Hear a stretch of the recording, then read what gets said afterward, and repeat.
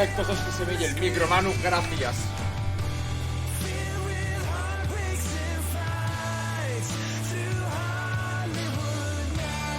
Esta es la canción que ha compuesto Meatloaf, que compuso Meatloaf antes de morir para nosotros, para Anales de Relájalo Club.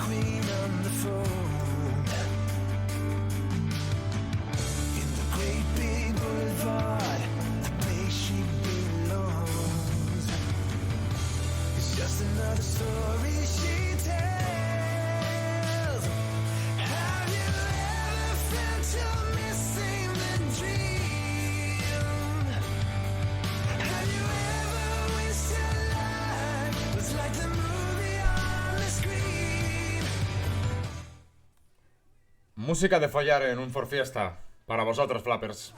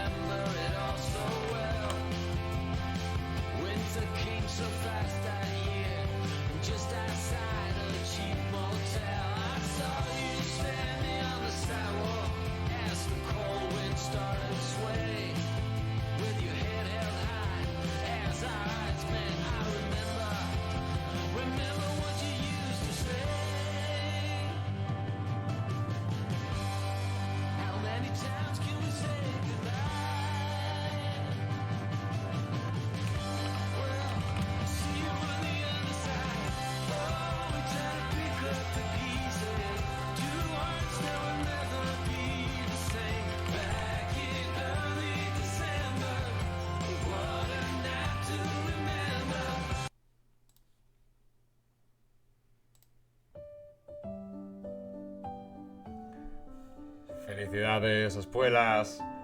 Que cumplas muchos más.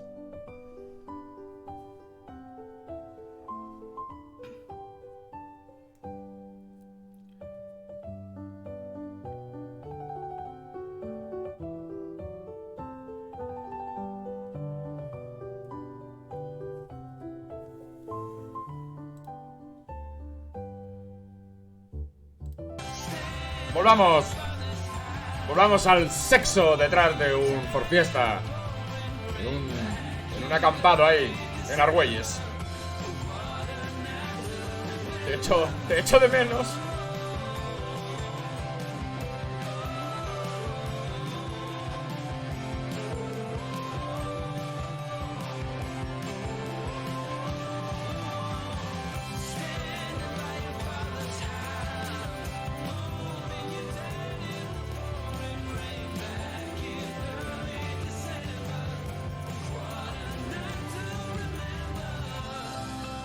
Están sonando muchas músicas a la vez, ¿verdad?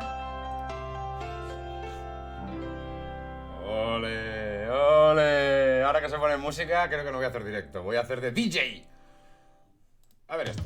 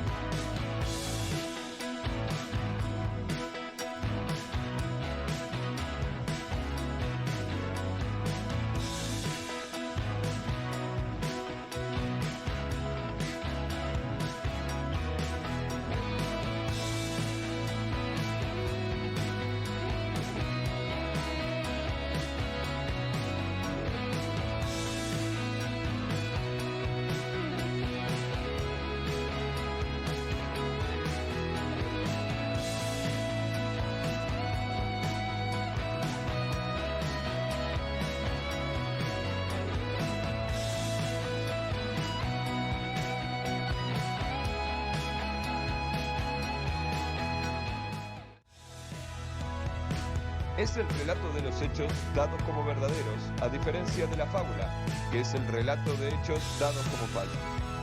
Está la historia de las opiniones, que es poco más.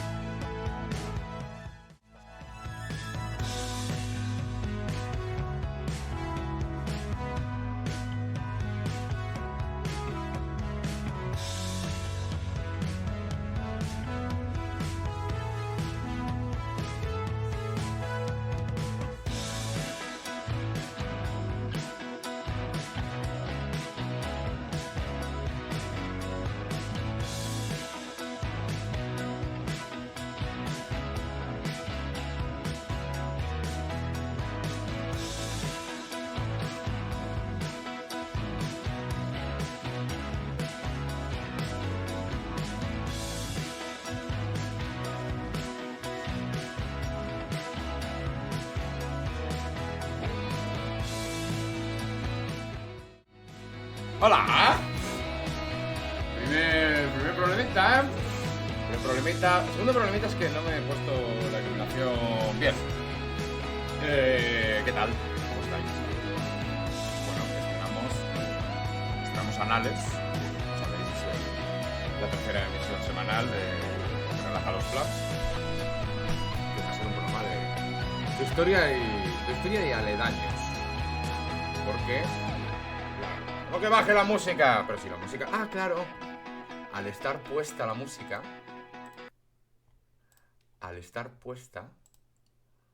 La música la he bajado yo, pero no aquí. Bueno, no os podéis creer la de cosas que tiene OBS. ¿Y eso qué? Yo me veía muy puesto porque me he comprado un Stream Deck. Y yo creía que con esto ya haces. Pones cosas ahí, le das botones y ya haces. Se ve que no. Que hay que tener un poquito de conocimiento. Bueno, yo no nací estudiado, ninguno de vosotros tampoco. Pido paciencia. De momento, ahora se oye bien, ¿no? Ahora sí, esto me está diciendo que se oye perfecto. ¿Vale? De momento no ha habido un error tipo... Se ha desconectado todo. Bueno, me lleva un susto ahora porque le he dado pause a la pantalla de Twitch, no del OBS. Y no veía nada. Y digo, ¿están leyendo? ¿No están leyendo? Entonces, el pretexto del programa de hoy, o sea, el detallito que va a dar continuidad a todo lo que vamos a hablar hoy, creo que se ha perdido. No sé si volverlo a poner, porque no sé si se va... A ver, vamos a probarlo. Vamos a probar a tocar el Steam Deck. Es el relato de los hechos dados como verdaderos, a diferencia de la fábula, que es el relato de hechos dados como falsos. Está la historia de las opiniones, que es poco más que la colección de errores humanos. La historia de las artes, quizá la más sutil de todas, cuando une al conocimiento de la invención y el progreso la descripción de su mecanismo. Historia natural, llamada impropiamente historia, pues es parte esencial de la física. La historia de los hechos se divide en sagrada y profana. La historia sagrada es una serie de operaciones divinas y milagrosas por las cuales agradó a Dios a guiar a la nación judía en el pasado y ejercitar nuestra fe hoy. No tocaré este respetable asunto, papá. Vamos, a que tira.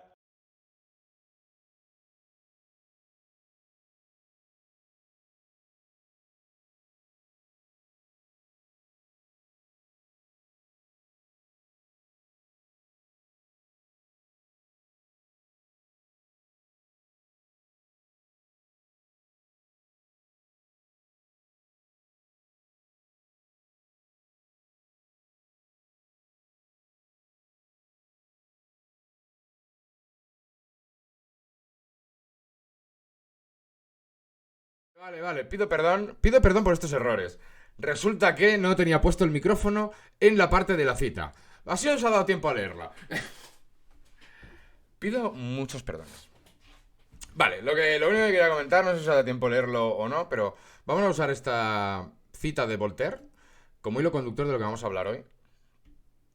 Hoy va a ser muy iniciático, va a ser un resumen de qué vamos a hacer y cómo lo quiero plantear y cómo podemos Bueno, y que os interesa a vosotros, que nos puede interesar a comentar y tal. No es una cita en realidad de Voltaire, es un fragmento, es el inicio del artículo sobre historia de la enciclopedia, de la obra monumental de la Ilustración, del hito de la Ilustración, y iniciadora también de la Ilustración, digamos, como nuevo paradigma del pensamiento. La obra de D'Alembert y Diderot, que coordinaron una serie de autores, y a Voltaire pues le dieron el artículo de historia.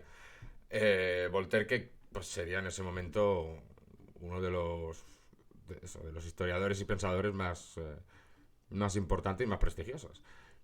No, ¿qué dice Voltaire en esa cita habéis leído? Primero, define la historia. No he dicho del hito de la Ilustración, he dicho del hito de la Ilustración, Manuel. Por favor, los hiatos, las sinalefas. Primero define la historia como la narración de los hechos que se consideran verdaderos, al contrario que la fábula, que se consideran falsos. Vamos a empezar por esta parte. Y para ello vamos a sacar el guión. Hoy hay 12 páginas de guión. Esto es espectacular. Es espectacular. ¿Por qué vamos a usar esta cita de Voltaire? Pues porque somos hijos de la Ilustración. Al final es el paradigma que empieza a mediados del 18, más o menos, y se va uniendo a otras líneas de pensamiento, a descubrimientos científicos, a evolución de la política y de la cultura. Y es el paradigma que tenemos. Paradigma es, digamos, el abuelito. La Ilustración es la abuelita de todo el pensamiento que hay ahora, salvo, y esto es un tema para dedicarle otro día, salvo la posmodernidad, que es esta cosa de lo posmo, que a todos nos gusta mucho, pero que tiene un problema lo posmo, y es que llamamos posmo un poquito ya a lo que no nos gusta. Cuando algo no nos gusta, o es posmo o es neoliberal, ¿no?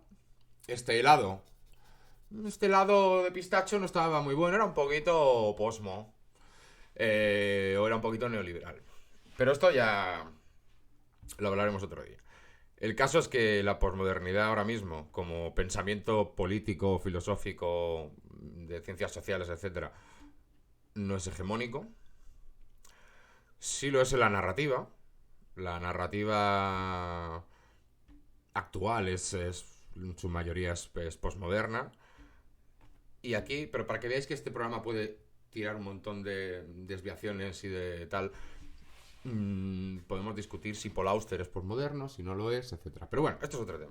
Quiero decir es que de la Ilustración nace las grandes líneas de pensamiento de hoy en día, y fijaros cuáles son las que no son ilustradas. Nace, por supuesto, el liberalismo, el capitalismo moderno, el comunismo no medieval, y esto también lo podemos dedicar otro día, pero bueno, las ideas comunistas de lo común, por lo tanto el socialismo, por lo tanto el marxismo, por lo tanto el comunismo del siglo XX, el leninismo, el estalinismo, son ideas ilustradas.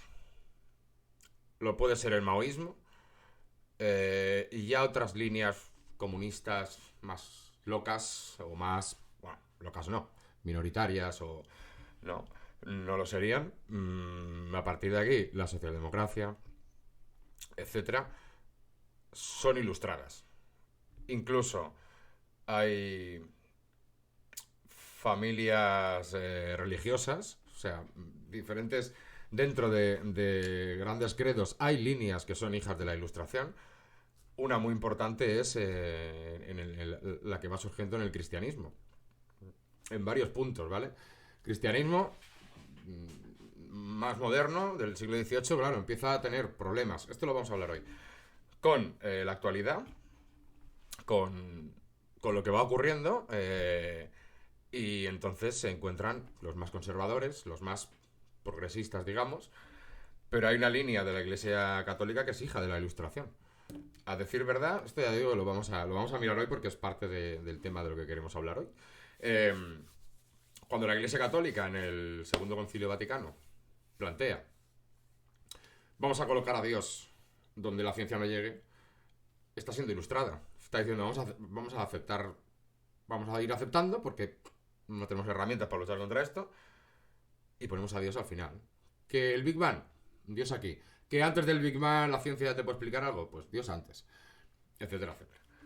Igual la ilustración es lo que ha movido al pensamiento de los últimos 200, casi 300 años. Pero fijaos que ideologías no son ilustradas, no tienen nada que ver con la ilustración, sino que nacen de los movimientos de reacción de la ilustración. El conservadurismo en general, sobre todo el conservadurismo del 19, que da lugar a lo que sería el ultraconservadurismo, o directamente. El fascismo, por ejemplo, no es ilustrado porque lucha precisamente contra los elementos que vienen de la ilustración del socialismo y del capitalismo. O sea, la democracia parlamentaria, la lucha de clases, etc.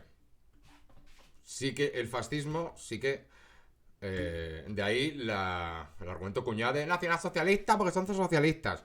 No, pero el nacionalsocialismo, el fascismo, cogen elementos que les interesan del socialismo, del marxismo, más que nada porque su enemigo común es el liberalismo. Más que el capitalismo es el liberalismo. Porque siendo el marxismo algo que surge contra cierto liberalismo, pues es lógico que el fascismo, como nace después, coja lo que para ellos le funciona del marxismo. No es ilustrado, por supuesto, el yihadismo, los movimientos más ultraconservadores dentro de las religiones. Como hemos dicho antes, este siglo, el siglo XX, es un siglo en el que en realidad la mayoría del Islam y la mayoría del catolicismo, no del cristianismo, pero sí del catolicismo, asumen que hay batallas donde no pueden luchar y abrazan algo del espíritu de la ilustración, pero hay unos movimientos de reacción. Y por supuesto dentro del protestantismo hay ramas, todos conocemos, que son ultraconservadores. El movimiento Amish, por ejemplo, no es ilustrado porque viven como antes de que se publicara la enciclopedia, por ejemplo. Las posturas más radicales de este tipo no son ilustradas. O movimientos campesinos en países sobre todo en vías de desarrollo. Es decir, verdad, en los países más pobres que hay ahora mismo en el mundo. Que serían prácticamente todos, ¿sabéis? Es la parte del Sahel, norte de África, sin llegar a la parte más norte de África, no son ilustrados. Pero aquí hay una pregunta importante que es, ¿tienen que serlo? Bueno, podemos plantearlo, si tienen que serlo o no. Y aquí está la pregunta sobre si en Europa nos tenemos que sacar un poquito la chorra y decir, a ver si somos todos europeos, tal y cual.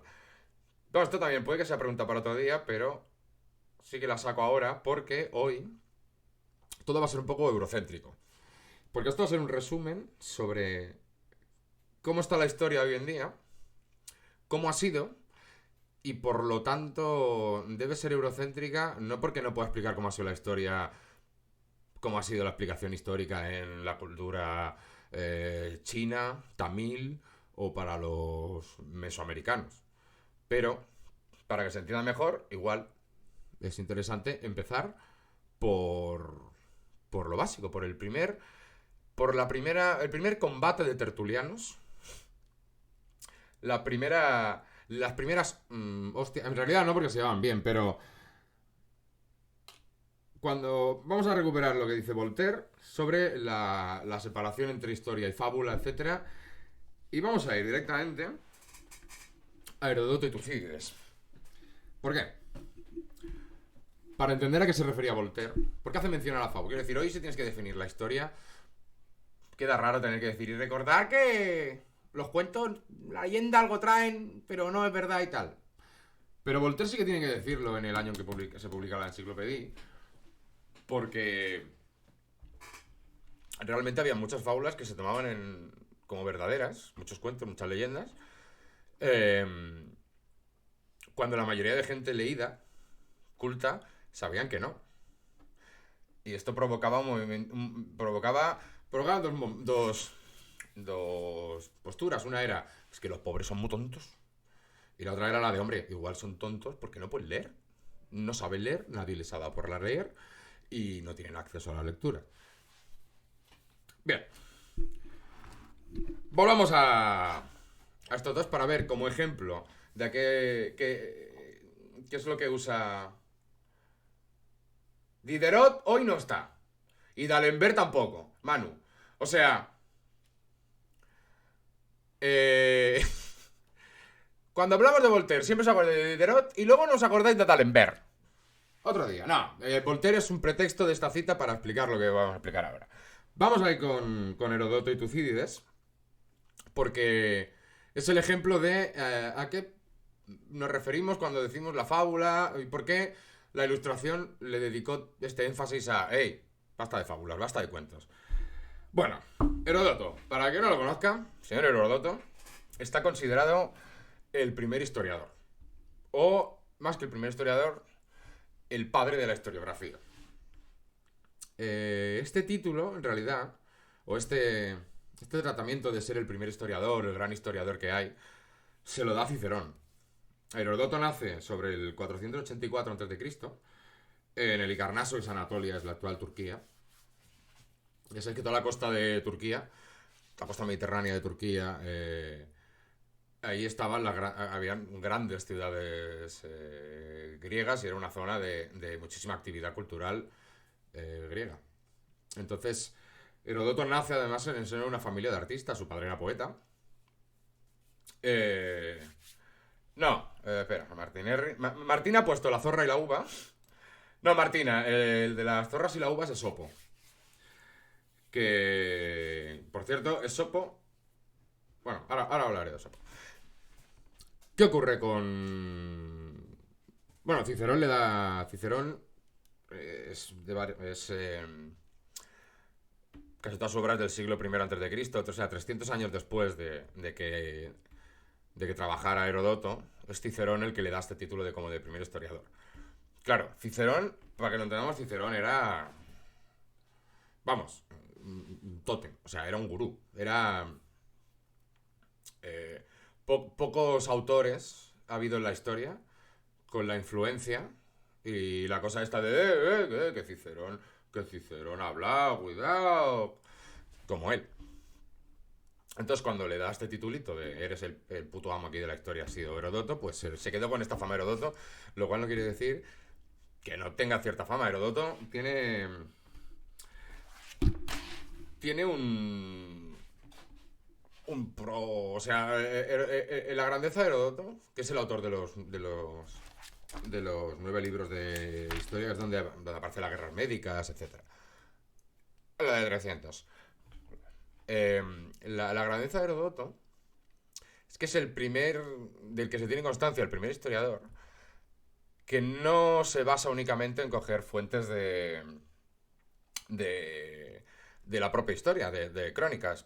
O sea, no es el... No, o sea, su obra sí que bebe de Homero, de Esopo, que es el autor de, lo ha dicho Martín Merry, de La zorra y la uva. Esopo es el fabulista todos seguro que os suena.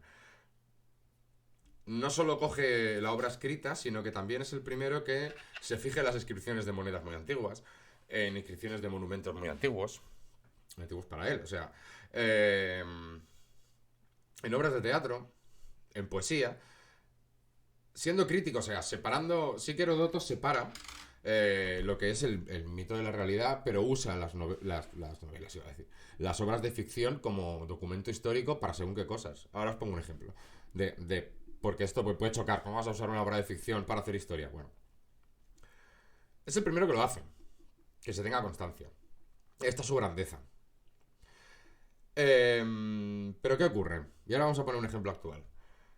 Cualquier libro de ficción, cualquier novela, cualquier cuento de ficción, se puede usar el documento histórico de varias maneras. Uno es si directamente es una novela histórica, con lo cual no te está narrando, no se puede usar como algo fiel. O sea, Cartas a Adriano o etcétera, o cualquier novela histórica que se os ocurra, no se puede usar como fuente directa porque es una obra de ficción y siempre van a haber manipulaciones. Pero te va a transmitir directamente cuál es la opinión del autor, o cuál es la idea que tenía el autor de esa época. Por ejemplo, en Ivanhoe, en la novela de Walter Scott, Es una novela, no sé si la habéis leído, es preciosa, pero es la novela que crea la idealización de la Edad Media. Son los caballeros... no, Manu, Teogonía de Siodo... Mira, me lo voy a apuntar aquí y vamos a hablar de cuál es la diferencia entre Siodo y Heródoto. Vale, me la apunto. Muy buena, Manu, esa. Ivanhoe es una de las... Coge las novelas de caballerías y las actualiza un poco, pero son esas armaduras relucientes, esos caballeros que lo hacen todo por la princesa, ese honor. Tú la lees y está escrita siglo y pico antes que El Señor de los Anillos, pero es El Señor de los Anillos. Es la cosa del rey noble, la maldad y la bondad como entes más abstractos, aunque estén personificados, etcétera. Entonces no te está transmitiendo cómo era la Edad Media, cómo era la caballería de la Edad Media, pero sí te está diciendo, en esta época, porque teniendo en cuenta que Ivanhoe fue una novela de éxito, etcétera, en esta época la idea de la Edad Media era esta. Y esto es interesante para hacer historia. ¿Qué opinión tenían los británicos, los europeos, sobre la Edad Media de su propio lugar en tal año? Pues mira, cógete Ivanhoe. Cógete películas sobre el oeste. Por ejemplo, es otro ejemplo. La idealización o la demonificación del Far West para los propios americanos es un tema de estudio que también es muy interesante. Y luego tiene otro punto en el que las novelas históricas o cualquier novela de ficción te sirve para hacer historia y si lo sabes buscar, son muy fáciles de encontrar. A decir verdad, son aquellos elementos del día a día del personaje o de acciones del personaje que, como están encuadrados dentro de un momento, en principio no debería haber manipulación. Cuando una novela de los años 50, un personaje quiere hablar con otro que está en la otra punta del país y usa el teléfono y se explica, pues puso unas monedas, cogió el teléfono, marcó la centralita y tal, esto que habéis visto en muchas de las películas, cabe suponer que es así, luego te muestras que es así. Que, pues para llamar por teléfono en ese momento había que ir a través de una centralita tal y cual. Otro ejemplo muy bueno, El Conde de Montecristo, de Dumas, no sé si lo habéis leído, pero es de los pocos libros que me hacen llorar. Hay una escena que vuelve un barco, que se cree desaparecido, que yo lloro. Bueno, ¿sabéis que es la historia de la venganza de este Conde de Montecristo? Y es una venganza que va tramando a lo largo de décadas. Y hay un punto de esa venganza que lo que tiene que hacer es... hace un juego con acciones, con bonos del tesoro, con acciones de la empresa, de uno de lo que se quiere vengar, etcétera, y le arruina. Claro, explica muy bien cómo hace esta compra de acciones. Y en un par de capítulos ves cómo funciona la especulación bursátil en la Francia de... Una novela está ambientada, creo que es 1840, porque es post-Napoleón. Creo que es la primera mitad del siglo XIX cuando está ambientada. Y ves eso, ves cómo funciona la banca, la compra de acciones, la especulación bursátil, etcétera, en esos años, en la primera mitad del siglo XIX. Esto te sirve para hacer historia, porque en principio no debería haber una manipulación aquí. No.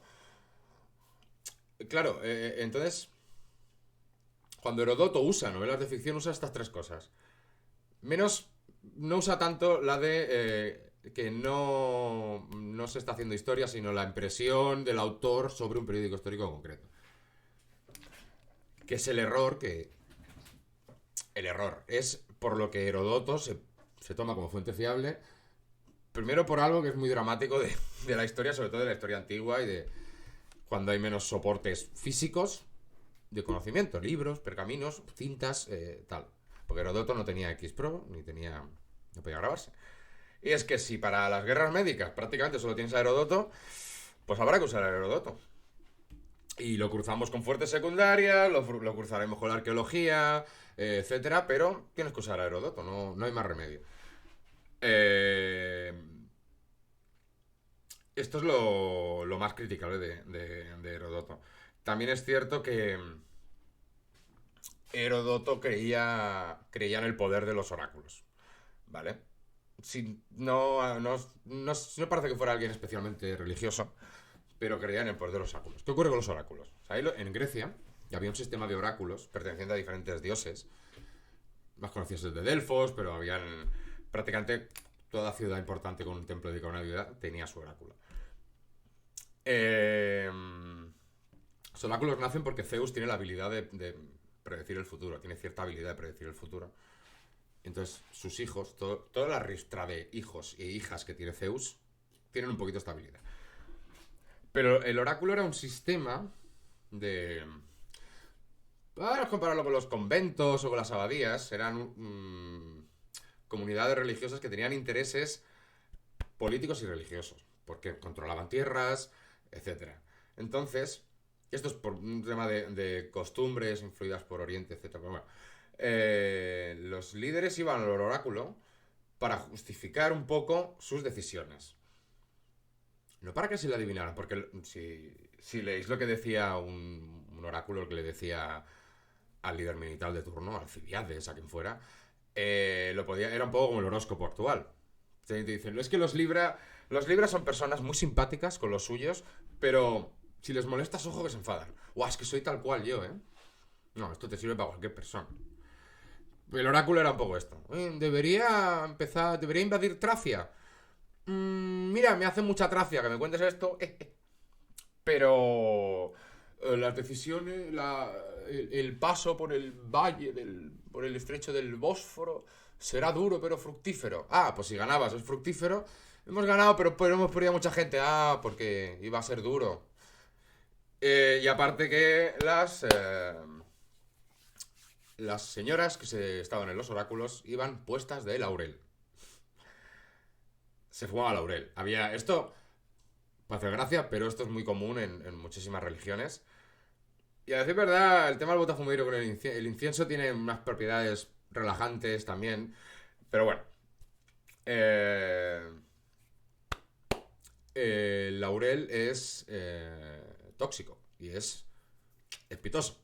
Entonces, no pasa nada si se te quema el laurel en la cocina, pero cuando tú coges un brasero, como los que se han encontrado en yacimientos arqueológicos de bronce, donde podías meter 70, 80, 100 litros de agua, o sea, un volumen de 100 litros lleno de laurel y prendiéndolo fuego en habitaciones y salas que se cerraban con cortinajes muy pesados para que se quedara todo el humo ahí, te colocabas. Entonces faltaba esto, faltaba que fueras un poquito religioso y tal para que te lo terminaras creyendo. Y todo el amigo pues se creía todo esto. Mi perro ha decidido irse. Un momentito.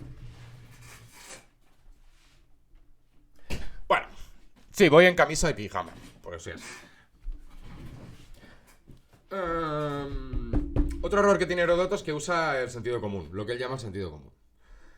Él coge anécdotas de aquí, de allá, tal, y dice, bueno, por sentido común debería ser así y tal, pero el sentido común, como estudia un poquito Antonio Gramsci, es el sentido común de la mayoría. Si yo, pongo un ejemplo, si tengo una avería en mi casa, el sentido común que me dice, me busco la vida y la arreglo. Por sentido común, la hemos mencionado en una comunidad Amish donde todo está colectivizado totalmente. Si yo tengo una avería en casa, que no será una bombilla, pero puede ser de esto de hacer mantequilla, va a venir la comunidad a ayudarme. El sentido común es muy variado. Entonces llega Tucídides, que fue alumno, no en el sentido de Platón, Sócrates y luego Aristóteles, no tan académico, pero sí era... Heródoto fue su mentor. Tucídides era ateniense. Los atenienses tenían este rollito más seriote. Pero sobre todo tenían los atenienses... Bueno, Tucídides es que aparte era político de carrera, era la carrera esta griega de la política, y era estratego, era militar. Esto quiere decir no que por ser militar y político tuvieras menos sentido religioso, sino que tenías problemas de enfrentamiento con los oráculos, porque los oráculos eran comunidades con sus intereses religiosos.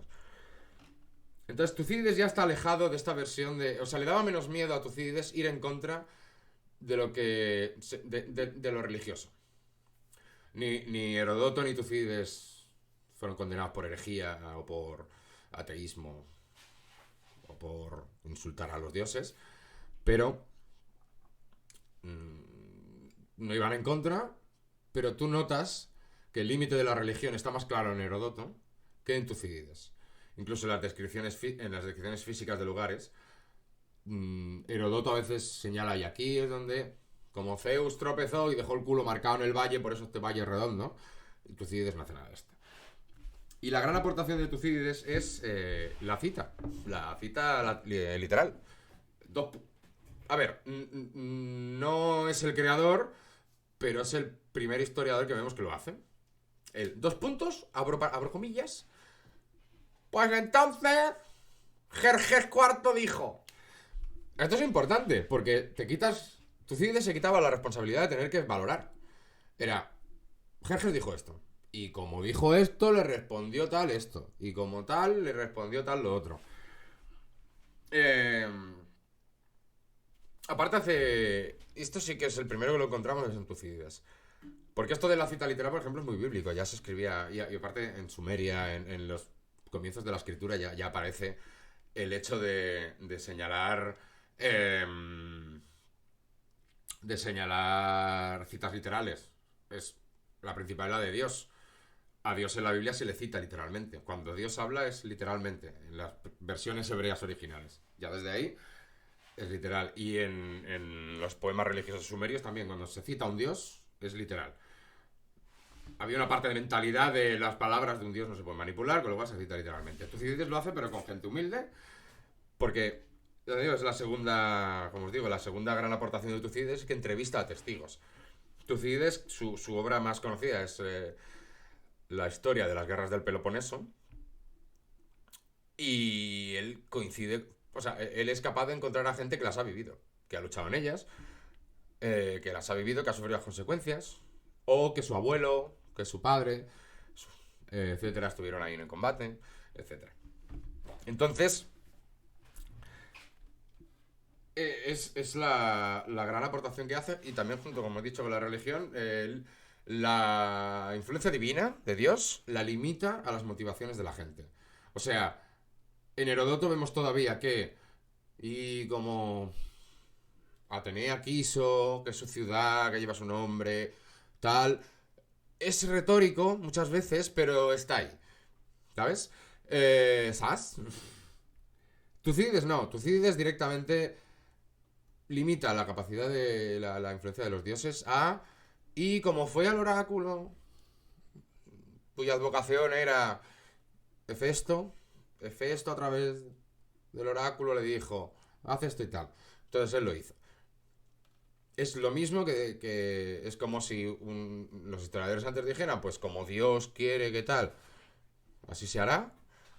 A decir, pues tal rey rezó, tuvo una iluminación, Dios le dijo esto. No estás valorando si es cierto o no. Simplemente es lo que ocurrió. Bueno. Vamos a poner otro ejemplo sobre los mitos y las realidades para ver que... Ya digo, hoy va a ser... Tengo frío. Tengo frío y un perro que entra y sale. Un ejemplo rápido sobre cómo... Más cercano a Voltaire y a la Ilustración, para que veamos por qué todavía sigue existiendo esto de cuidado, meter las fábulas, los mitos con la realidad, etc. Y eso es del Antiguo Testamento. Voltaire se encuentra en una época, Voltaire después del Concilio de Trento, pero aún así, hasta el siglo aproximadamente XII, XIII, en realidad el Antiguo Testamento era una obra muy desconocida. Sabes que el Antiguo Testamento es la historia del pueblo judío. El Nuevo Testamento es la historia de Cristo, de Jesucristo, de Jesús de Nazaret. El Antiguo Testamento es la historia del pueblo judío escrita por ellos mismos. Entonces, hasta la reforma de Cluniacense se llama, es un monasterio de Cluny, etcétera, no era muy conocido ni siquiera por los clérigos cristianos. Estaba separado. Se considera eso, el libro de los judíos, que es otra religión. A decir verdad, se intentaba siempre separar judaísmo de cristianismo. Nosotros somos otra cosa, porque vosotros quisisteis matar a Cristo, etcétera, etcétera.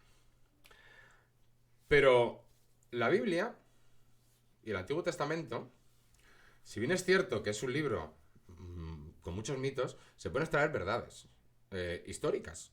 A ver, verdades históricas. Se pueden extraer hechos que luego te cuadran con fuentes cruzadas y con la arqueología.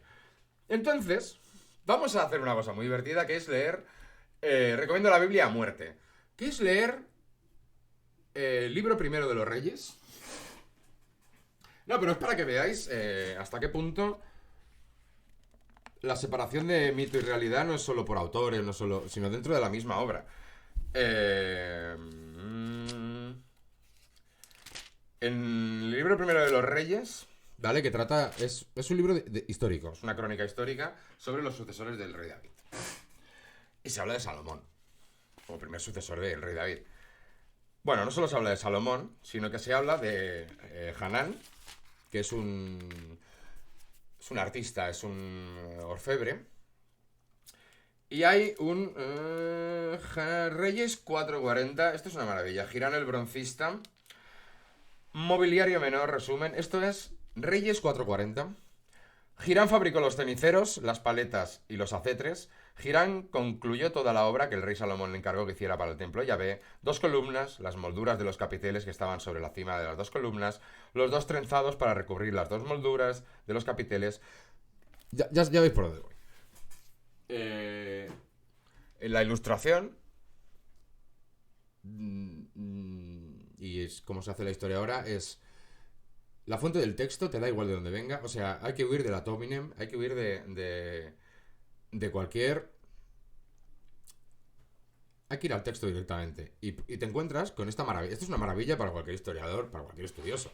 Y es que te encuentras que hay un libro entero de la Biblia que es así, que es un catálogo arqueológico. Cómo eran las columnas del templo. Que se ha podido descubrir con obras de arte, ya te digo, con referencias cruzadas, etcétera, que lo que describen, porque aparte está escrita por ellos mismos, o sea, coincide. ¿Dónde había bronce? ¿Dónde había cobre? Etcétera.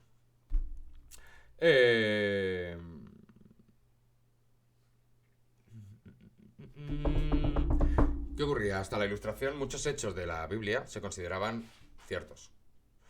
No solo estos, que vemos que, vale, son ciertos. Porque Voltaire pecaba de la Biblia, vamos a eliminarla enteramente, que es la parte de la frase de la cita inicial.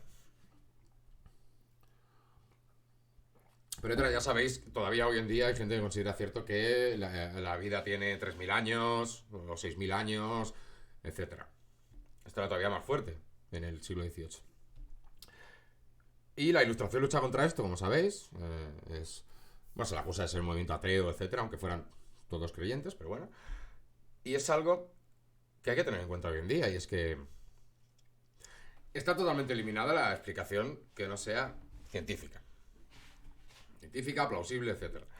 Esto como introducción a, sí, que vamos a hablar ahora, sí, la historia es una ciencia social, sí, las ciencias sociales son ciencias, etcétera. Vamos a tratar un poquito esto.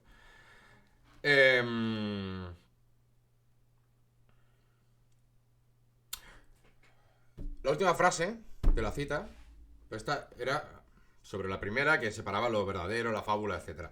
La última habla precisamente de la religión. Y lo que hace la Ilustración es separar lo religioso del estudio.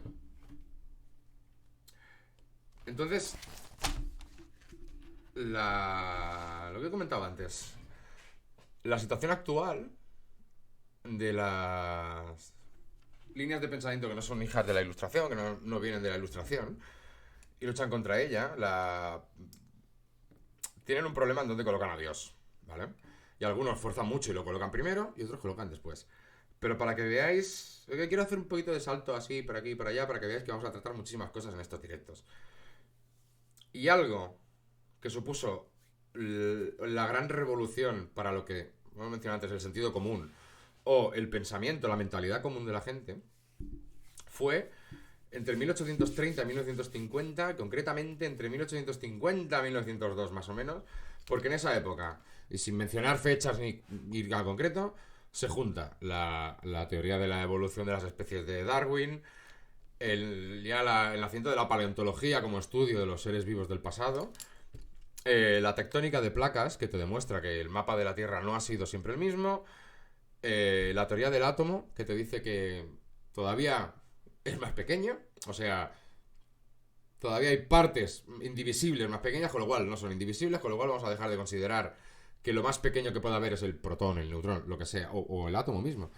aparte de que se confirma la existencia del átomo, la teoría del Big Bang, con lo cual hay un inicio, y todo el desarrollo. Imaginaos esto es el shock que supone que ahora lo vemos asumido, pero que el universo tuvo un inicio.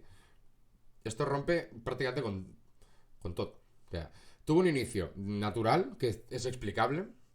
Esto rompe con cualquier cosa. O por ejemplo, los números irracionales. Y esto es divertido, porque es más... Los números irracionales son aquellos, ya sabéis, que no se resuelven en la raíz de -2, por ejemplo.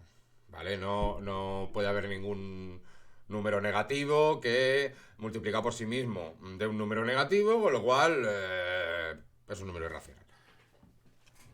Irracional, imaginario. Ahora no sé si me estoy... Bueno, hay o matemáticas no euclidias, matemáticas que no tienen que funcionar en el sistema de 3 dimensiones, etcétera. ¿Dónde metemos a Dios? Porque si ya Dios está fuera, o sea, no nos hace falta ni para explicar cosas que ya son abstractas, como eso, como números negativos que multiplicados por sí mismos den un número negativo, líneas rectas que son más largas para ir del punto A al punto B que líneas curvas, etcétera. Y ya sin entrar en la creación del universo, etcétera, donde colocamos a Dios. Esto ya actualmente ya no define la historia actual, pero ha sido algo que lo ha definido.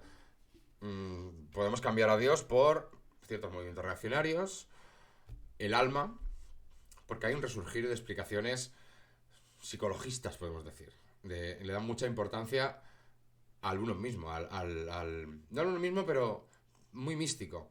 La historia de la psicología existe también, y la psicología histórica, pero hay como que ha vuelto una New Age de muy individualista, en el sentido de que no somos una masa, la historia no la crea la masa, la crean los individuos uno a uno, pero uno a uno, y luego hay una suma que en realidad no es la suma de todos. Al final, veis, son explicaciones muy barrocas, porque claro, hay que, sin querer compararlo, pero es como el terraplanismo, que tiene que explicar ya que somos un disco que acelera para arriba para explicar la gravedad, porque claro, si no es una esfera que rota, ¿cómo explicar la gravedad? Etcétera. Claro, como Dios ha visto debilitado el papel que tiene en las explicaciones universales más científicas, ¿qué ocurre hoy en día? Y esto sí que es un duelo entre los científicos sociales, vamos a decir, entre muchas disciplinas de ciencias sociales. Que la religión mayoritaria, que es la... Por eso digo que va a ser eurocéntrica. Vamos a centrarnos en el catolicismo romano. Debilita el frente de la ciencia, la creación del universo, etcétera, y tiene que irse a otros frentes. Vamos a reforzar otros frentes. Y claro, ¿qué frentes son? Aquellos en los que puedes huir de que venga un científico y te diga, pues que esto es así. Por ejemplo, el aborto. Porque incluso en el mundo de la medicina y tal, ¿cuándo es una vida? ¿Cuándo es un ser vivo? ¿Cuándo podemos considerarlo y tal? Es un debate que todavía hay, y ya sabéis que el debate sobre el aborto, sobre el derecho o no del aborto, se ha decidido que no tiene nada que ver con lo científico, sino que es una cuestión del futuro del feto y de la madre. Y si el feto es un ser sintiente, sinceramente lo sentimos, pero es un feto, o sea, no es una persona. Pero claro, la ciencia no hay debate sobre dónde lo ponemos. De ahí esto de que si las 20 semanas, si las 40 semanas, etc. Otro en el que la ciencia no tiene nada que... las ciencias físicas no tienen nada que ver, y es el matrimonio homosexual, por ejemplo. El derecho a que los homosexuales se casen, por ejemplo. Aquí la iglesia pues dice, vamos a reforzar este frente, porque aquí no nos va a venir nadie con un argumento totalmente universal. Y es cierto, no hay ningún argumento que sea claro como el argumento de que, mira, es que los continentes se han movido y el mapa del planeta Tierra no era el que es ahora. Esto, o la teoría de la evolución es muy difícil de contrarrestar. Pero cuando entramos en tema de derechos, al final todo es política, pensamiento, cultura, y puedes jugar más con los argumentos, porque no hay una verdad universal, no hay una ley física escrita en el tejido del universo que diga todos los seres humanos tienen derecho al matrimonio, da igual su orientación sexual, sino que es política, es tal. Y esto es lo que refuerza. Luego, el tema de la Iglesia contra los nacionalismos, los que le interesa, otro lo refuerza, ya lo sabéis, en España y en todo el mundo, o contra el comunismo, o a favor de algunos movimientos comunistas, depende de donde sea, pero bueno, la Iglesia ha sido anticomunista tradicionalmente, también ha sido antinazi, hoy es antinazi, hablo del Vaticano, etcétera. Se meten estos fregados, digamos, estos frentes que son más morales. La ciencia, la religión ya no puede explicar lo que no es moral, lo científico. Claro, esto le da a las ciencias sociales ese papel. Y ese papel, y esto hay que asumirlo, lo tienes que explicar con unas limitaciones que no tienen las ciencias físicas. Y a eso vamos a ir. Cuando, y vamos a acabar con el segundo párrafo de Voltaire, en el que va separando las diferentes disciplinas de la historia, ¿vale? La primera es una ironía volteriana típica, dice que la historia de las opiniones es la historia de los errores humanos.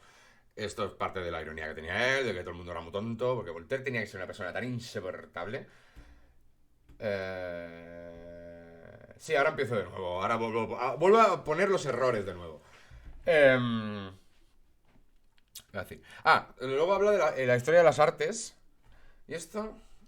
Cuando se refiere a la historia de las artes, se refiere a la historia del arte técnico, de la técnica del arte, de la técnica del óleo, de los tipos de roca para hacer esculturas, etc. Y también se refiere a la historia de la ciencia y la tecnología, ¿vale? Y esto es una de las cosas más bonitas que hizo la enciclopedia. A decir verdad, os voy a enseñar unas imágenes de... Vamos a ver... Esto, por ejemplo, es un grabado de la enciclopedia y son buriles. Cada uno con sus buriles y martillitos, tal. La enciclopedia está llena de estas láminas. Que son, ahora vamos a enseñar algunas que vienen marcadas, son de todo colección, de páginas de anticuarios y tal. Pues son muy bonitas y son muy decorativas, pero es que tienen un sentido muy bueno, que es al que hace referencia a Voltaire. Y es cuando él dice lo importante que es unir la historia de las técnicas y las ciencias al conocimiento de su uso. Porque sabéis que el desarrollo científico y tecnológico es parte fundamental de la historia. Hay cosas que no puedes hacer sin ese desarrollo y van ligadas.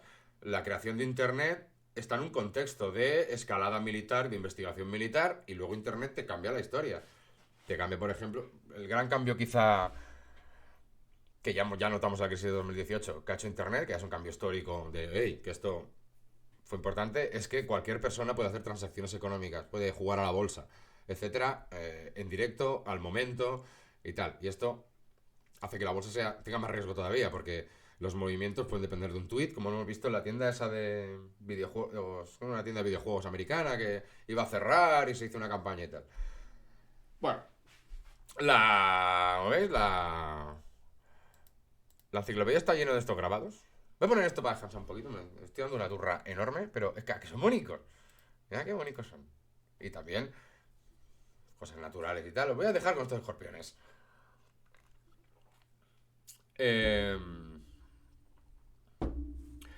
Esta relación entre técnica e histórica, técnica e historia está en Marx, está en Karl Marx. Es toda su explicación sobre el capitalismo y el desarrollo industrial, etcétera. También está en Kuhn, en DJ Kuhn, en Feyerabend, etcétera. Es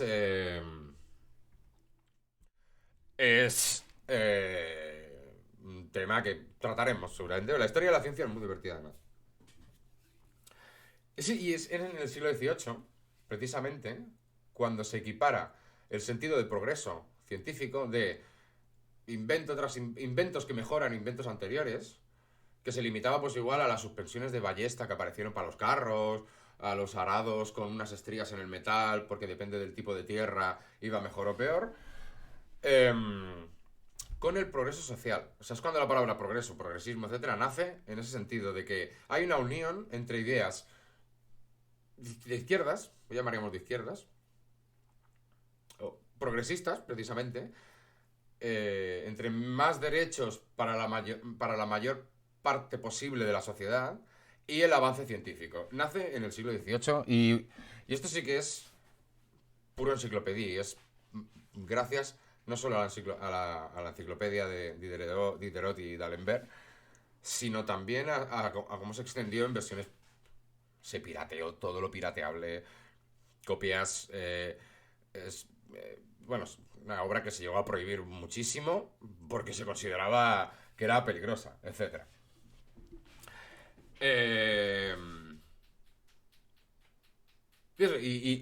Pensamos que estamos en la ilustración que se junta ya con la revolución industrial.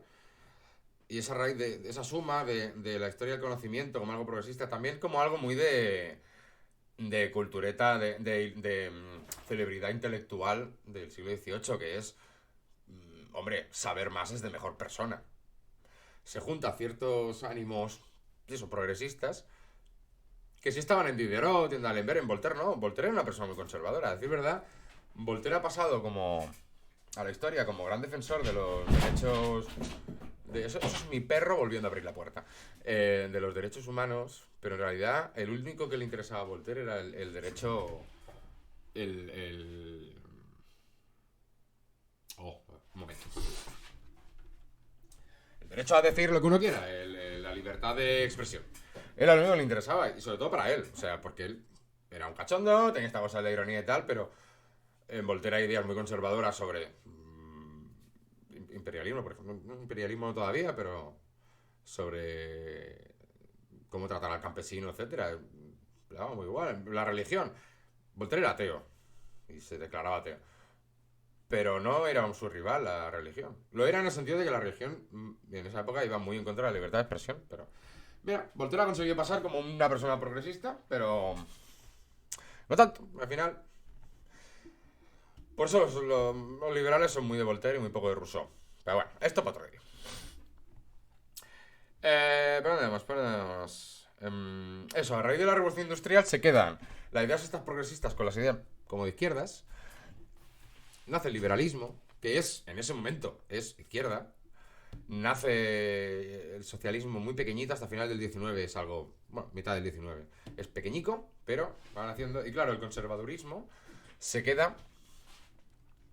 ¿Por qué unimos el conservadurismo precisamente a la falta de progreso científico? Cuando se da la paradoja de que hoy en día la derecha es la de el entrepreneur, la inversión científica, la inversión tecnológica, a crear valor añadido y tal. Bueno, en parte es porque un ejemplo claro está en la banca. No sé si sabéis que hasta siglo XVII, XVI más o menos, en Europa, en la Europa cristiana, cobrar interés era pecado.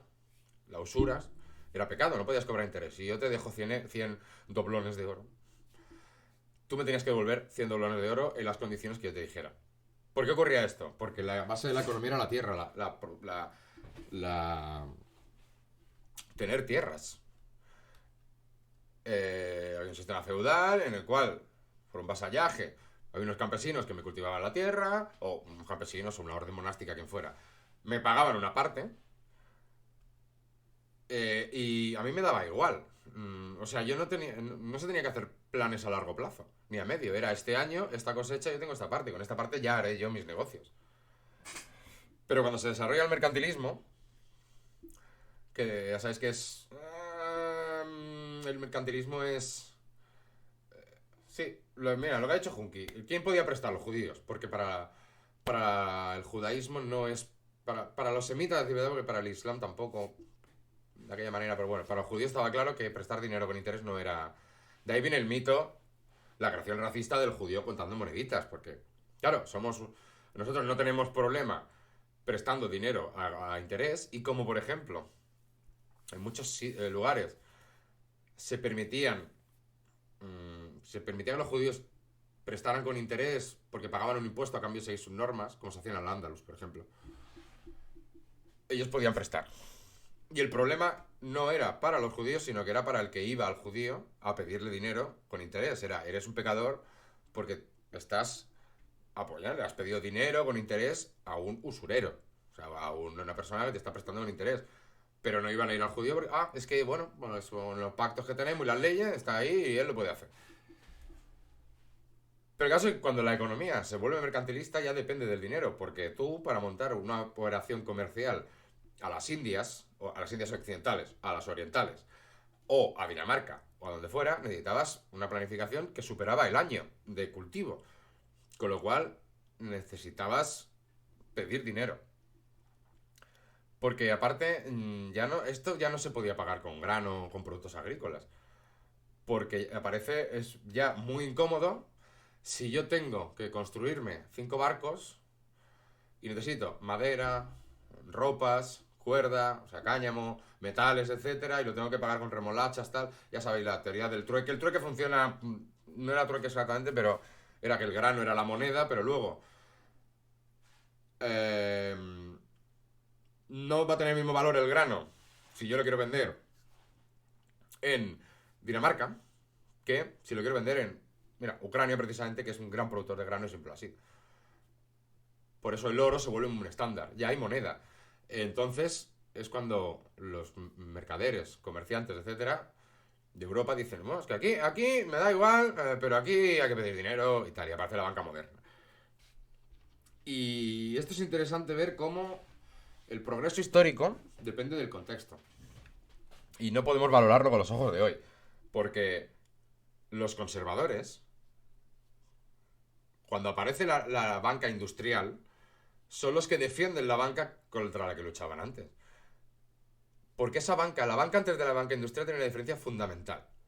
Y era que esa banca anterior, el banquero con sombrero de plumas toscano, estamos hablando, le prestaba solo a gente para el comercio y para ese comercio unos objetivos concretos que beneficiaban al al duque de esta república mercantil, etcétera.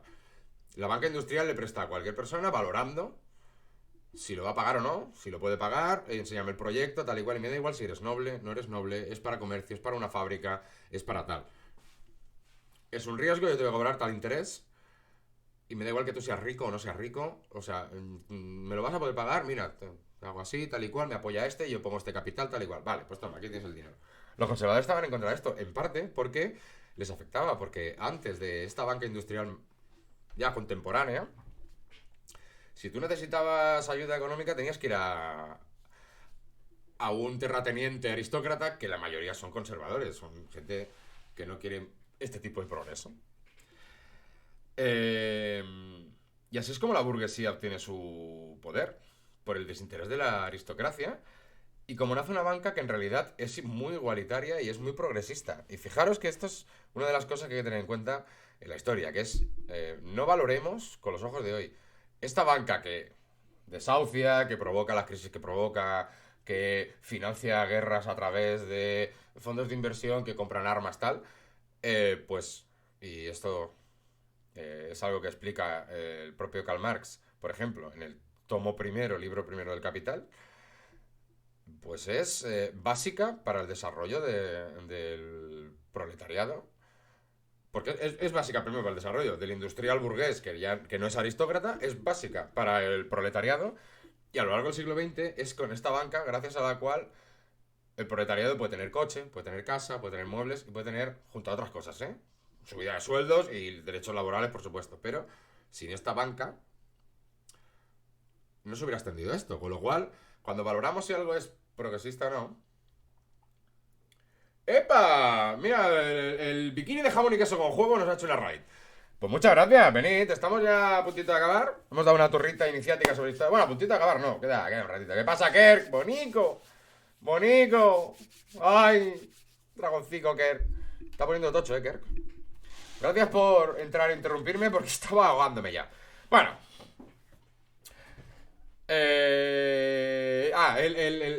Para acabar, ya nos quedan 10 minutitos. El problema de Voltaire con la historia natural. Si os acordáis del párrafo, dice que la historia natural es algo que depende de la física y que no debería ser historia. ¿A qué se refiere por historia natural? Se refiere a la biología, la botánica, lo que llamaríamos hoy paleobotánica, la geología, etc. Claro, lo ocurre, si os fijáis, hoy en día esto no tiene sentido, o nos parece raro, o lo descartamos directamente porque, por ejemplo, en la mayoría de universidades se estudia geografía e historia. eh, se estudian juntas. O sea, son dos disciplinas que están muy unidas. Y piensas, pues tendría el mismo sentido estudiar geografía y economía, historia y economía juntas, por ejemplo. Porque ¿qué es la historia sin la historia económica? A decir verdad, la disciplina de la economía nace llamándose eh, economía política, que vendría a ser una historia de la economía. Porque claro, tú cuando tienes una ciencia social, como la economía, que tiene unas leyes, unas teorías, una teoría al final es una ley, una teoría te dice, teniendo esto, seguramente obtengamos esto, ¿no? Necesitas ejemplos en la historia. Y tú puedes investigar, que esto es lo que vamos este es el argumento que quiero expresar cuando hablemos de si qué es una ciencia social, si se puede equiparar a una ciencia natural.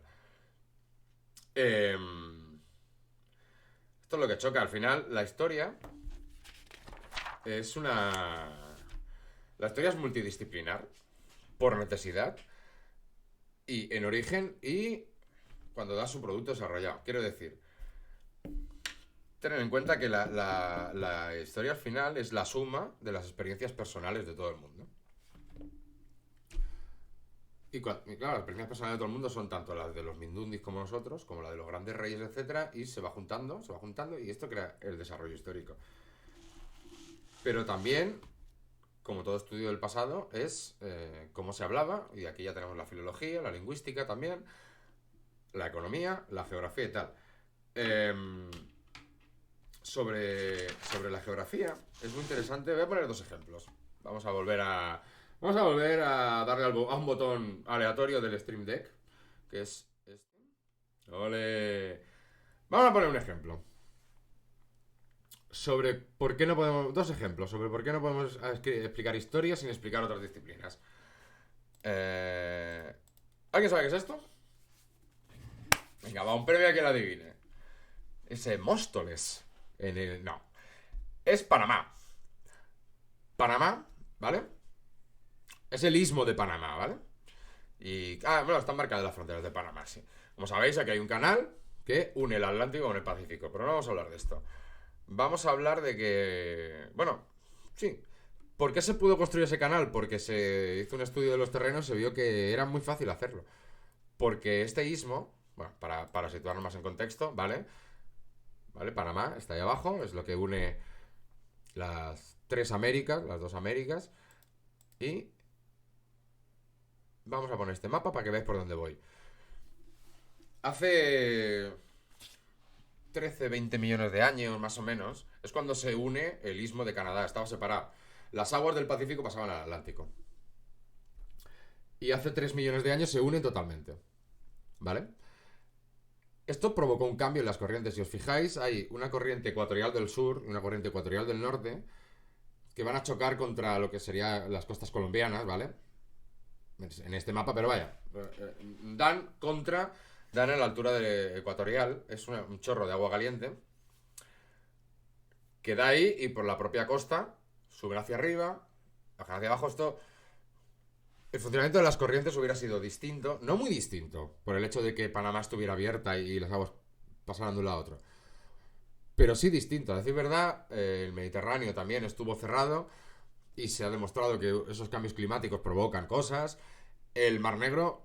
Mira, hemos hablado antes de las cosas de la Biblia, son ciertas y no. O sea, el diluvio universal, por ejemplo, está atestiguado en la mayoría de religiones de toda la zona eurasiática cercanas al Mar Negro en la misma época. O sea, seguramente el Mar Negro estaba cerrado y hubo algún cataclismo, seguramente un terremoto o un desprendimiento brutal de rocas, se abrió y entró hacia el Mediterráneo. Y eso también provocó un cambio climático en la escala que provoca. Bueno, pues la especie humana puede ser que no hubiera llegado a nacer si no hubiera habido ese cambio en el clima que supuso que se cerrara el canal de Panamá, porque hay un cambio en las corrientes que dan a África y hay un cambio en las corrientes que provocan el desierto de Namibia, que es esa marcha amarilla que estáis ahí abajo en el suroeste de África. Y recordad que el ser humano nace en lo que ahora es Kenia, en el Rif, en el Valle del Rif. Pues puede que no hubiéramos no hubiera habido el desarrollo evolutivo que supuso el hecho de que se extendiera la sabana, que es lo que fuerza a que seamos como los suricatos y nos pongamos de pie, etcétera. Esto es un ejemplo, pero voy a poner otro. Que aparte, si veis la vida moderna, creo que David Broncano está leyendo lo que es de Jared Diamond. Hacer armas de fuego. Virus, armas de fuego y. Metal, armas de fuego. Armas, acero y virus. No me acuerdo. Bueno, es un libro de Jared Diamond muy bueno. En el que tiene un pretexto muy divertido. Y es. El Valle del Rift, el nacimiento de los grandes guitarristas. Correcto, Manuel. Y él plantea una pregunta. Y es que, ¿por qué Fernando e Isabel, por qué fueron la corona de Castilla, el reino de León, el reino de Aragón, los que consiguen invadir, no, la monarquía hispánica, los que invaden México y no es Moctezuma el que invade Europa? Y a partir de ahí planteas un libro de geografía, pero que sobre todo su objetivo es demostrar cómo la historia depende de la geografía para muchas cosas. Y su tesis es que, si os fijáis, este es el mapa de la distribución de los climas en el planeta Tierra. Si os fijáis, la distribución es horizontal. Por el sentido de rotación de la Tierra y como están los mapas, el Ecuador se separa en dos partes, ¿vale? La Tierra rota sobre el Ecuador, sobre el eje del Ecuador, con lo cual... Y el clima depende muchísimo de la inclinación con el recibo de los rayos solares. Los climas se distribuyen horizontalmente. ¿Y qué ocurre? Que si os fijáis también, la anchura que tienes desde las costas portuguesas, las costas marroquíes, hasta Japón, es 5 o 6 veces más que la anchura máxima de América del Norte, por ejemplo. Entonces, a la hora de mover las especies domesticadas, sobre todo las vegetales, hay un problema, porque tú el trigo tiene sitios óptimos para plantarlo, desde Portugal prácticamente hasta Irán. Puedes plantar trigo, pero el maíz, que es originario de América del Sur, tiene un área mucho más pequeña para poder plantarlo. Y a la que te mueves norte o sur, cambian los climas. Entonces, este es otro de los ejemplos de por qué la historia no puede ir sola. O sea, no puede ir sola. Más ejemplos. ¿Por qué en unos sitios se cultivan unas cosas y no otras? Etcétera. Bueno, vamos a acabar con cómo se está estudiando la historia hoy en día. Desde hace tiempo, desde hace siglo largo, a decir verdad, influye mucho aquí otro que os sonará, que es Adam Smith, en La riqueza de las naciones, y todo ese tipo de libros ya que estudian más abstracto lo que son las ciencias sociales. O sea, ya son libros de economía, de filosofía, etcétera, que ya no entran tanto en el desarrollo histórico, sino en argumentos ya más para teorizar. Yo tengo una hipótesis, tengo una tesis, etc. Bueno, se abandona el hecho de que la historia son las decisiones de los grandes reyes, las grandes reinas, etcétera. Y se tiene en cuenta la parte de la sociedad, sobre todo porque se juntan una serie de revoluciones políticas en las que el pueblo es el que decide. No es así. Siempre hay líderes, siempre hay familias políticas, clases sociales que se van moviendo. A decir verdad, las revoluciones, si os fijáis, triunfan no cuando es la clase de abajo, sino cuando es la inmediatamente superior la que se revela junto con la de abajo por la de arriba. Pero siempre es la clase intermedia, que termina siendo la clase superior. La burguesía pasa a ser lo que sería ante la aristocracia, etc.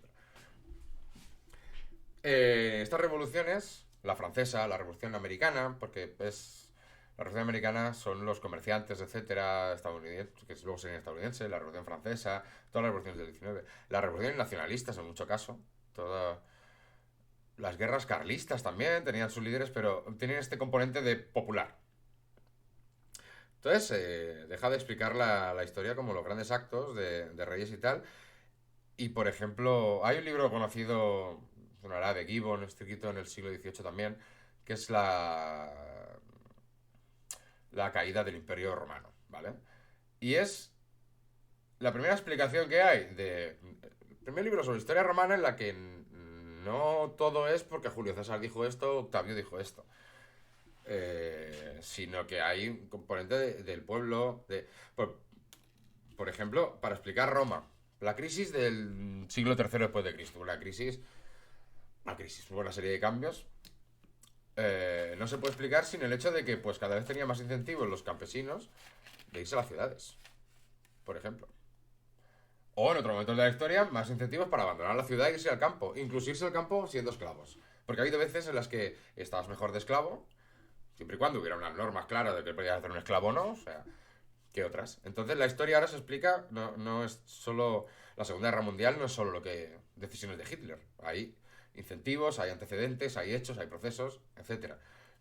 La Revolución Rusa no se explica siendo solo lo que decidió Lenin. La Guerra Civil Española no es solo una decisión de Franco, ni siquiera una decisión de todo el Estado Mayor franquista, etcétera. Y luego aparecen lo que Peter Burke, en un libro que se llama. En este libro, se llama Formas de hacer historia, denomina Formas de hacer historia, de Peter Burke. Peter Burke es un historiador que lo peta muchísimo. Muy interesante, es un historiador, es un historiógrafo, es un historiador sobre la historiografía. O sea, es un epistemólogo, como diría Lelutier. Él explica en este libro, os lo recomiendo, eso daré los datitos. Los diferentes géneros de historia que hay ahora. El más conocido, el que tiene más auge, el que se está dando más caña y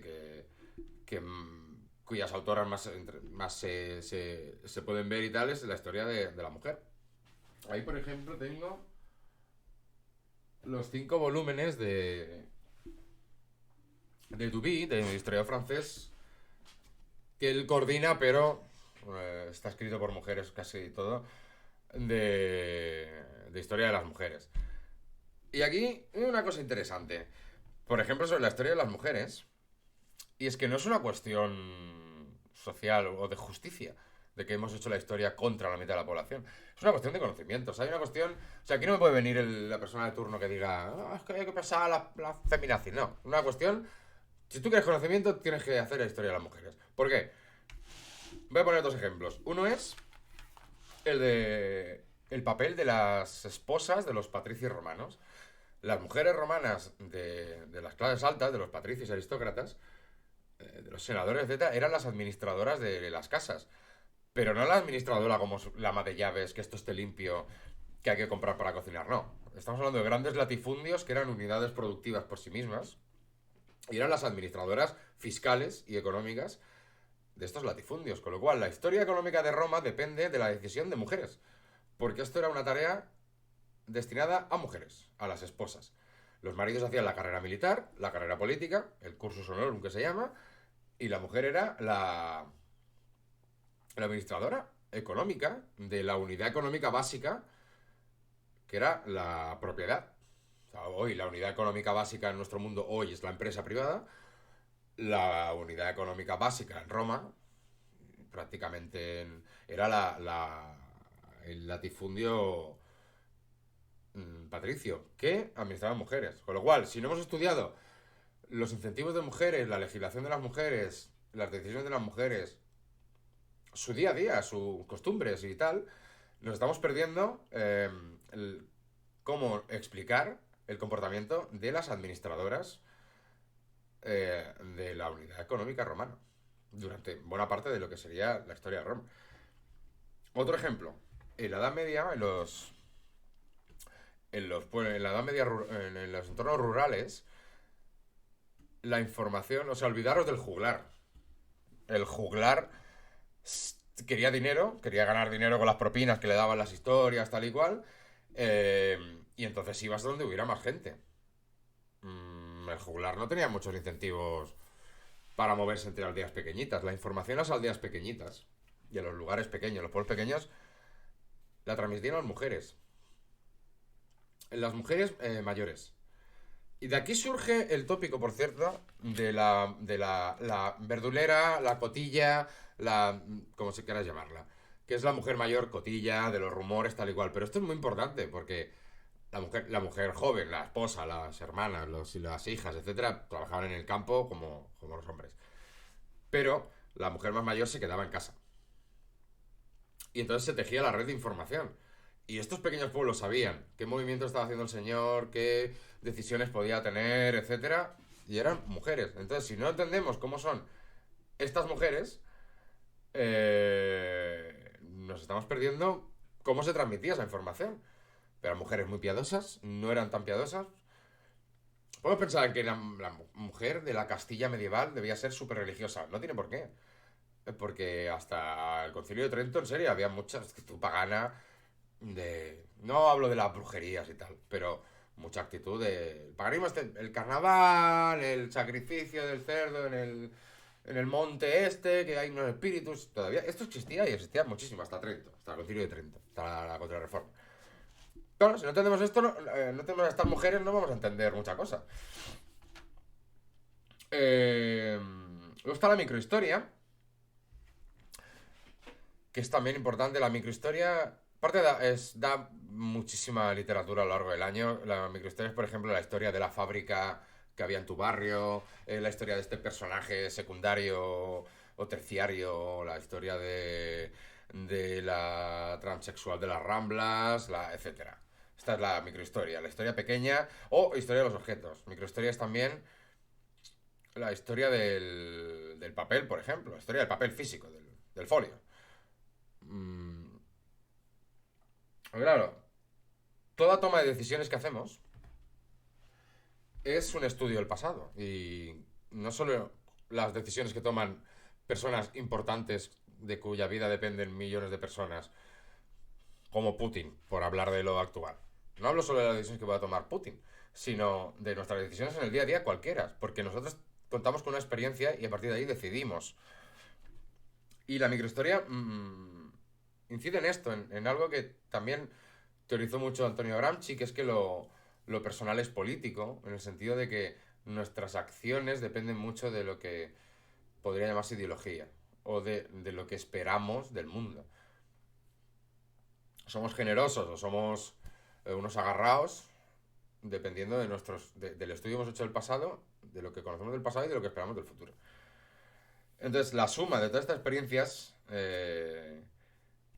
del entorno, personales del entorno, es lo que es a lo que incide en la microhistoria. Voy a poner un ejemplo que es muy actual y es el de las mujeres por la noche. Los hombres, la mayoría, por las reacciones que he visto, y yo me incluyo, no teníamos conciencia hasta el grado que parece que es cierto, de el miedo, temor y los trucos que hacen las mujeres para no tener ese miedo por la noche cuando van solas. Claro, si... Como esto depende de experiencias personales que tienes que unir para poder decir, que esto no es mi amiga que es muy acojonada y le da miedo ir por este barrio de noche. No, esto es algo generalizado. Tienes que conseguir unirlo. Al final es lo que hace la microhistoria, con los estudios de género, etcétera. Es, oye, que esto existe, y sepáis que hay mujeres que van con miedo. Por poner un tema que todavía se sigue hablando.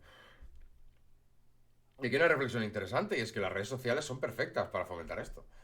Sinceramente, este tema, por ejemplo, o el tema de cuando una mujer, o sea, cómo viven las mujeres o los homosexuales, el acoso. El acoso de quiero tocarle una nalga o el acoso de maricón de mierda.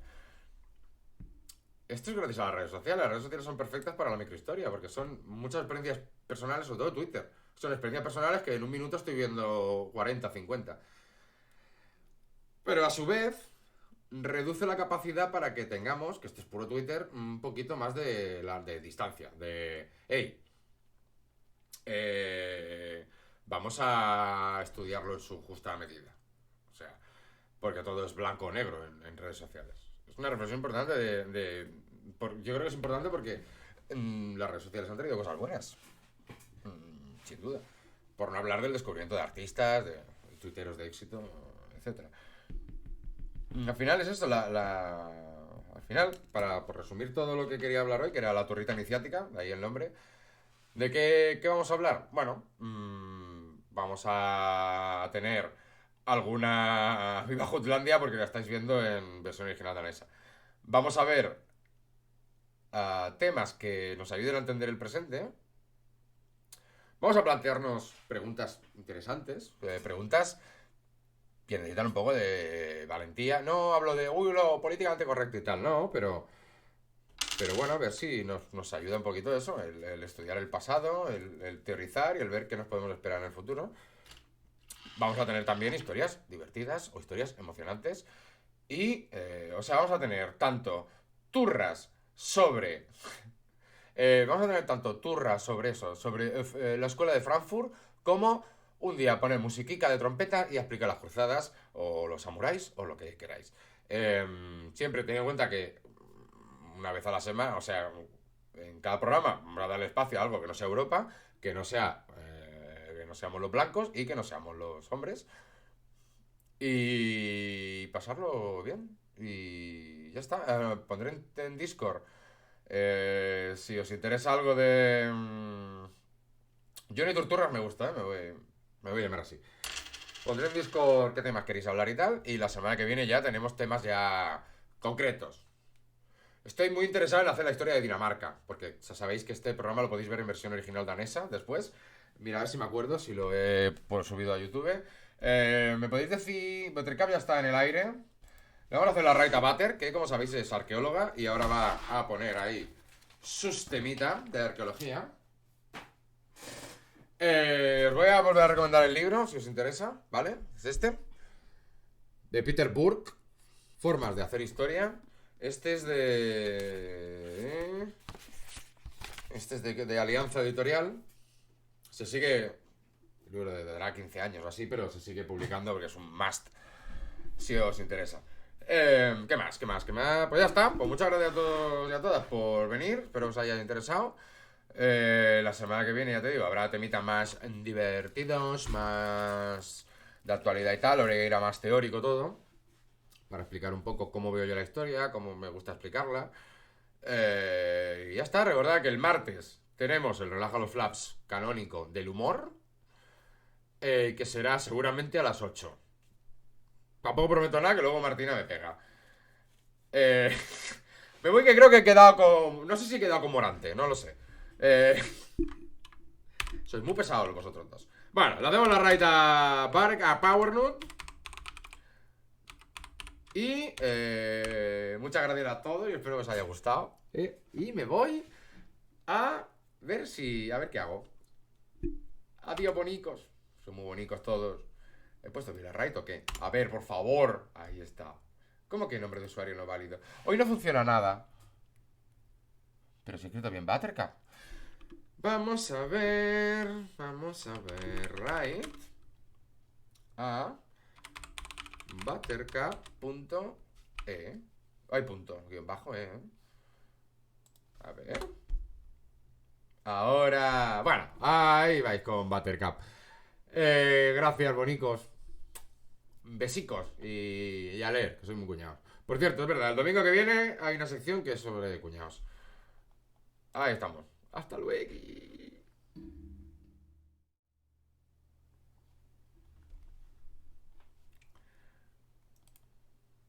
Lleva todo el día intranquilo. Y... madre mía. Miguel. Y venga, y otra raid, y no he empezado todavía. Se vino, sí. Arzabel suena Ángel que te cagas de tocho. La verdad es que sí. Hola, Morante, ¿cómo estás?